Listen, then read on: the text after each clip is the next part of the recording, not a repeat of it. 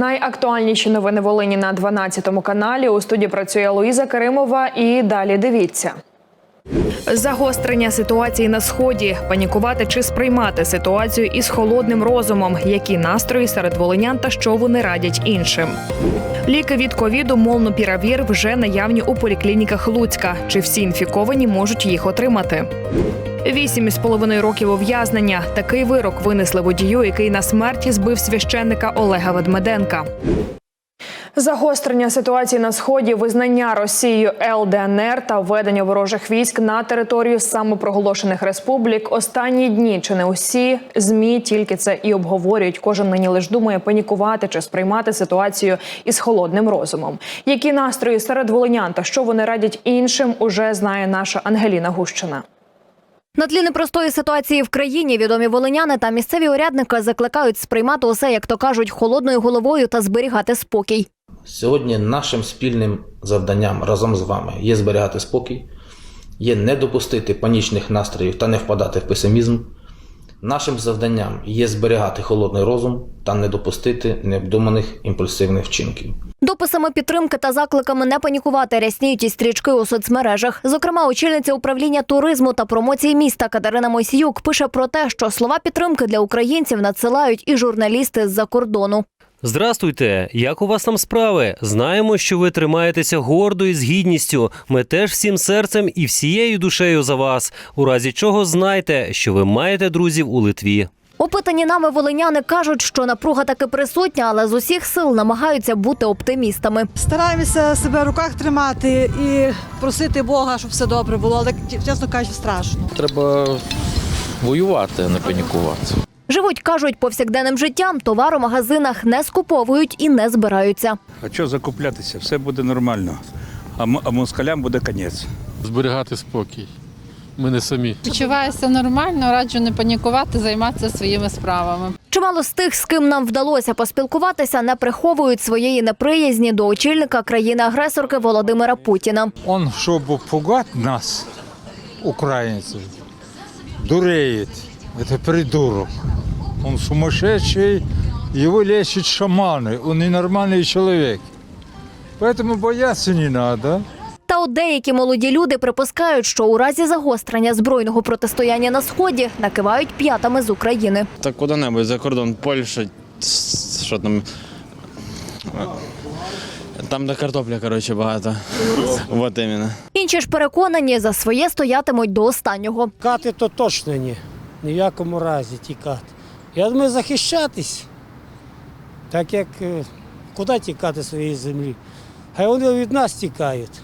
Я знаю, що ми переможемо. Волиняни закликають усіх єднатися, зберігати спокій, вкотре нагадати своїм рідним та близьким, які вони для нас дорогі, та вірити у мирне майбутнє та сильну незалежну Україну. Я не слухаю тих новин і не забиваю собі дурним голови. Війни не буде, Бог нас захистить. Ангеліна Гущина, Максим Шенкар, 12 канал.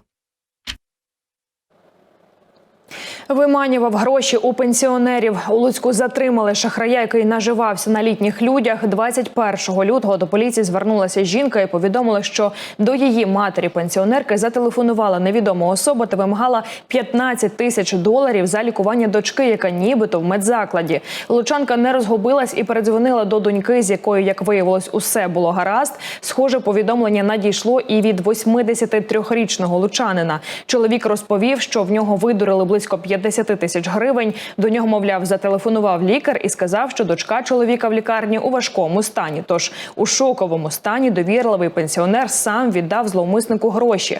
У той же день із заявою звернулася ще одна літня жінка, яка через схожу схему віддала шахраєві усі збереження, а це майже $1500. За допомогою спілкування із сусідами та відео із камер спостереження правоохоронцям вдалося вийти на слід зловмисника. Як виявилося, за подібними схемами він працював і у сусідніх областях. Сам шахрай із півдня України, йому 29 років, і чоловік вже мав справу із поліцією через незаконні діяння.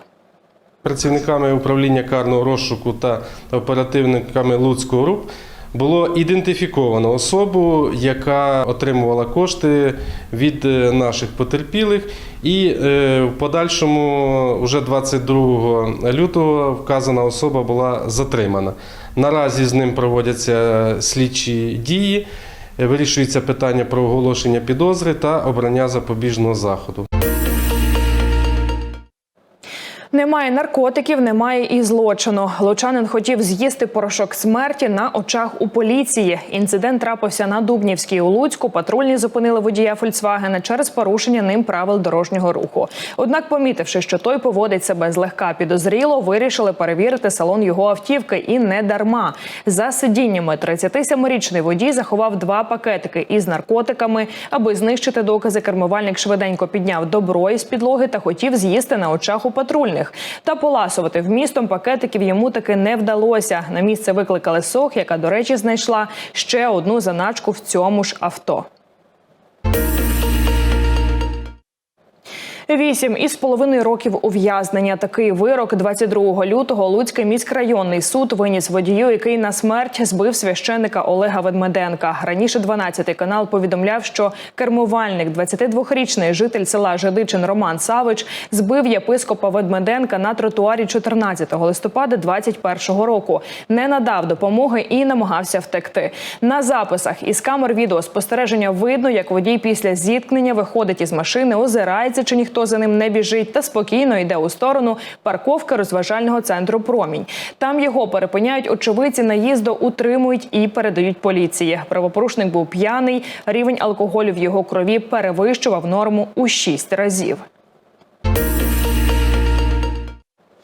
Захворів на коронавірус, отримує безплатні пігулки. Ліки від ковіду Молнупіравір вже наявні у поліклініках Луцька. Чи всі інфіковані можуть їх отримати, що для цього потрібно та чи буде черга за новим противірусним препаратом, наша Анастасія Качина розкаже. Лише 69 упаковок і лише для окремих людей. Волинь нарешті отримала ліки від коронавірусу Молнупіравір. Їх вже розподілили по амбулаторіях області та почали виписувати і видавати хворим. Рятівні пігулки надійшли і в цей медзаклад. Щоправда, їх вистачить не для всіх хворих, а всього для 69. Я вважаю, що цієї кількості на все медичне об'єднання все-таки мало, тому що пацієнтів з ковід-інфекцією є дуже багато. Але ми надіємося, що ми отримаємо ще.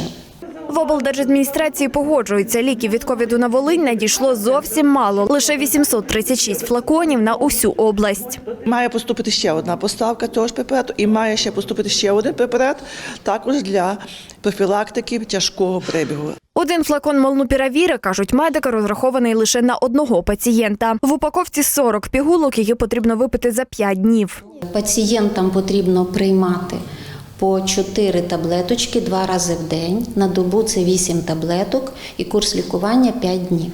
Це препарат досить ефективний, але він ефективний в перші дні захворювання, до 5-го дня. Якщо вже пізніше, він не є такий ефективний. Чи виписувати, а відтак і чи давати вам пігулки проти ковіду, вирішує ваш сімейний лікар. Попросити Молнупіравір купити, запевняє лікарка, не можна. Медикамент предназначений саме для амбулаторного лікування, і він не буде знаходитись в продажу в аптечній мережі. Сімейний лікар буде виписувати ковід-пігулки лише пацієнтам з позитивними ПЛР або експрес-тестами.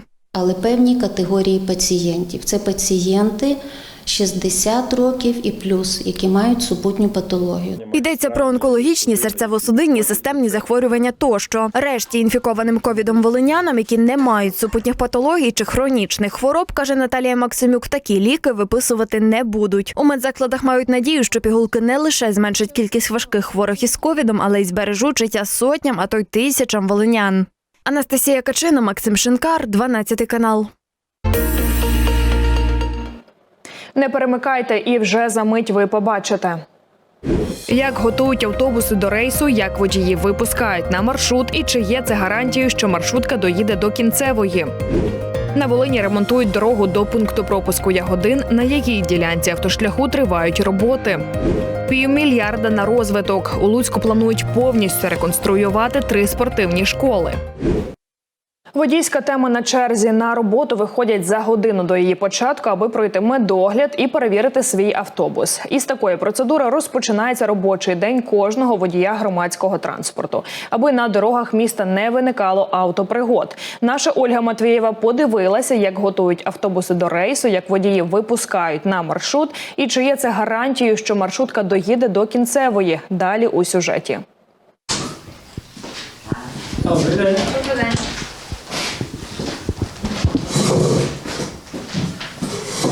Дівчук Віктор Олексійович. Це водій із майже 30-річним стажем, і ось тут, в медичному кабінеті, розпочинається кожен його робочий день.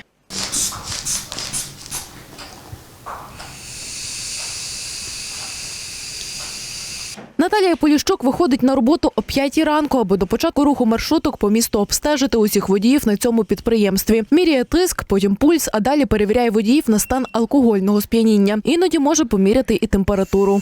Якщо є якісь скарги на здоров'я, то вже тоді йде більш таке поглиблене опитування людини, вже тоді більше оглядаємо. А так загально ми дивимося відразу, як заходить, як людина себе поводить, як називає своє прізвище, ім'я, чи чітко говорить. Коли загортаємо рукавчики, звертаємо увагу на руки, чи немає ніяких місця від ін'єкцій. Якщо всі показники в нормі, керманичі можуть виходити на рейси.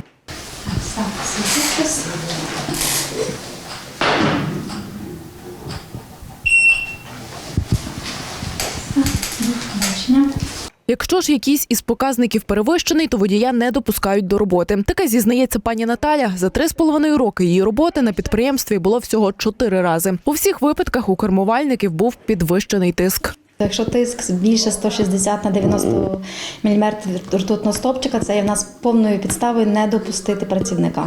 В такому випадку вже телефонуємо диспетчеру і кажемо, що така людина нас не допущена до роботи, і вже відповідно роблять заміну. Віктор ділиться, у нього таких випадків не було. Скільки роблять футфу не разу. Так само, як і водіїв, перевіряють технічний стан автобусів. Щоранку керманичі заїжджають на місце, що на підприємстві називають ямою. І тут маршрутку оглядає механік. Я перепровіряю, чи це все електрооборудовання працює. Ближнє світло, габарити, дальнє світло. Зараз піду ззаді, подивлюся, знак «Стоп», чи все працює. Опісля знизу перевіряють ходову частину автобуса. Вітя, нажми на тормоза!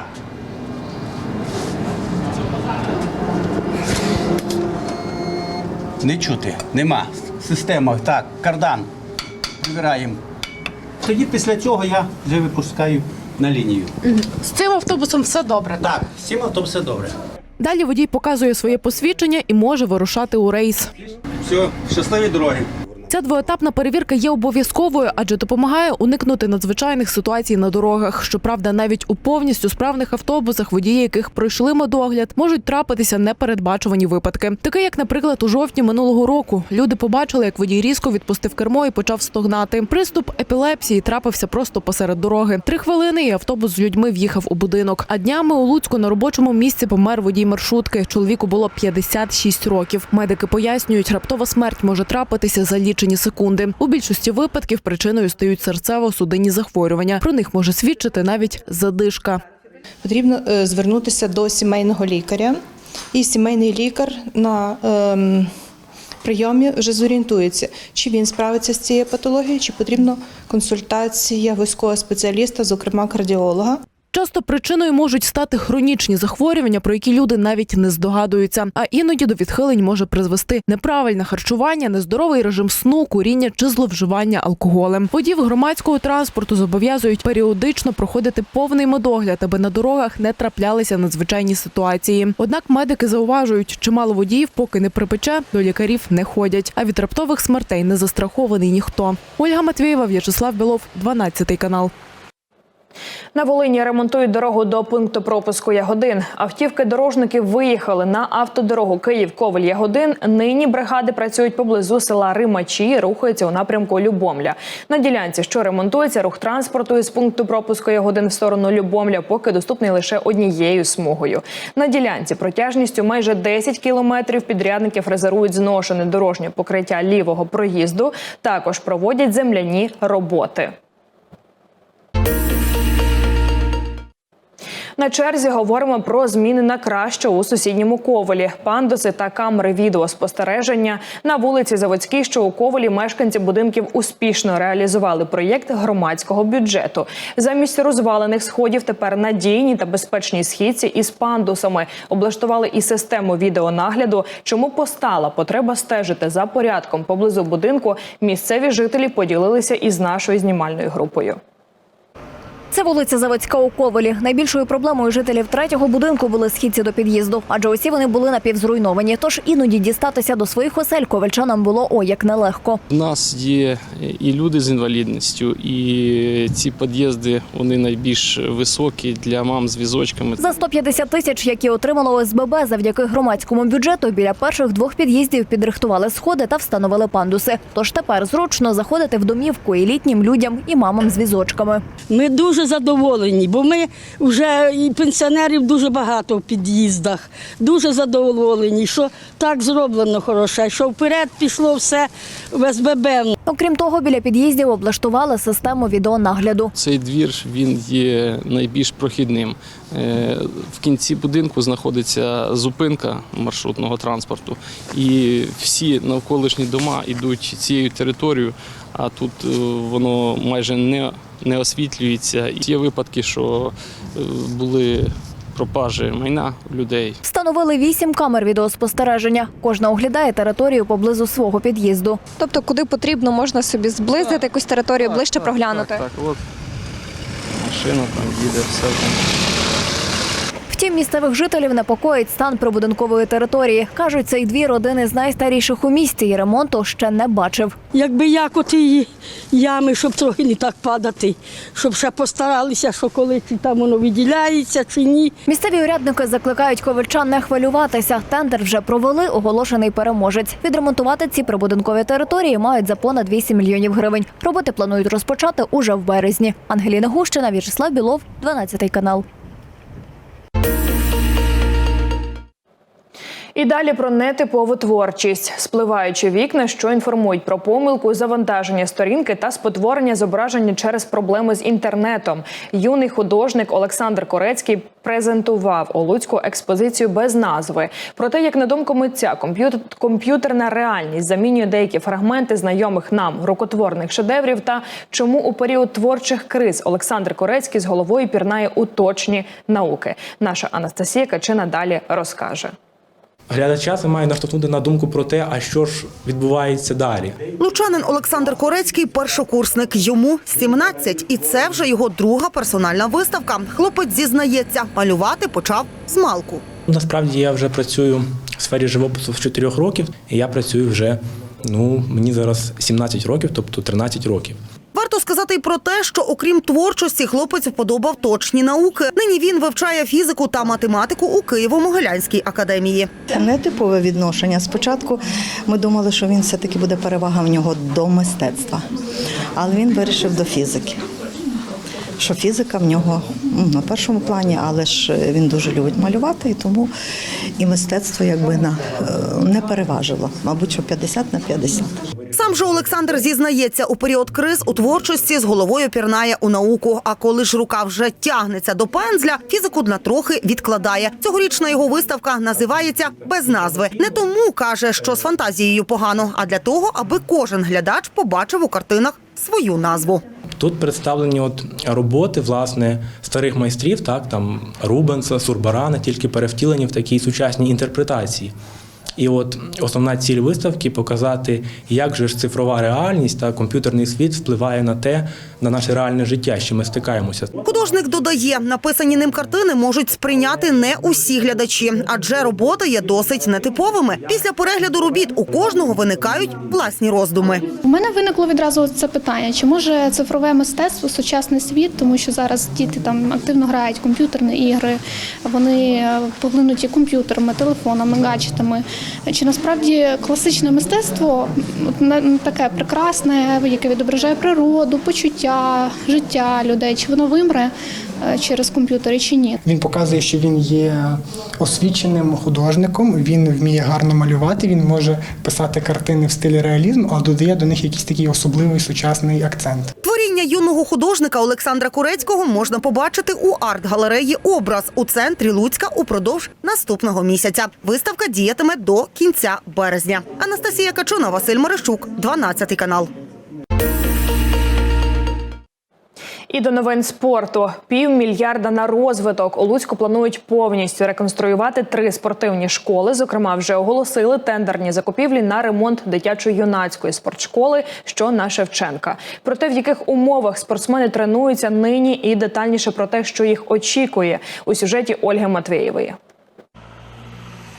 Ось так нині, а ще впродовж десятків років виглядає дитячо-юнацька спортивна школа. У цих стінах виховувати професійних спортсменів почали ще у минулому столітті. І приблизно з того часу вони не бачили ремонту. І коли в залі для ігор ще якось підтримували належний стан, то там, де проводять засідання, і не пахне 21 століттям. Принаймні, усі меблі, що тут є, залишилися з радянських часів. Там ремонт був ще, мабуть, років 30 тому назад, якщо не раніше. Це тренер Волинської жіночої збірної з волейболу. Каже, приміщення потребують капітальних робіт. Це і освітлення, і стеля, і роздягальні. Однак не їх стан – основна проблема для спортсменок. Раніше ми тут проводили чемпіонати Європи з різних видів спорту. З волейболу ми відборка чемпіонату світу проводили тут. А зараз вже міжнародні стандарти міняються. Нам вже не вистачає ширини зала для проведення змагань. Не вистачає, якщо взяти суддівськими столами, то 5 метрів не вистачає. У новому залі, який планують добудувати, каже директор спортшколи, врахують усі міжнародні стандарти. Ми орендуємо зали в школах, десь 35%, а то й більше 40% на базах шкіл загальноосвітніх нас займається.